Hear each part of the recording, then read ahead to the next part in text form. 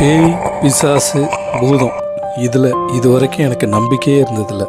ஆனால் இந்த ஒரு டெவில்ஸ் கிச்சனை பார்த்துக்கிற வரைக்கும் குணா படத்தில் தான் ஃபஸ்ட்டு இந்த டெவில் கிச்சனை நம்மளுக்கு காமிச்சாங்க.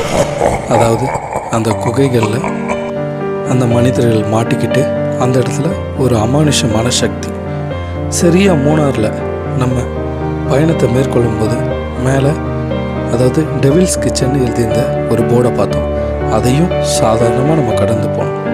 ஆனால் அப்போவே ஒரு இனம் புரியாத ஒரு பயமும் ஒரு விசித்திரமான சத்தமும் இருந்துச்சு. அப்போ அதை நோக்கி பயணிக்கும் போது தேயிலை காடுகள் நடுவில் ஒரு மர்மமான வீடு. அந்த வீட்டு வாசலில் ஒரு வாகனம் நிறுத்தி வச்சிருந்துச்சு.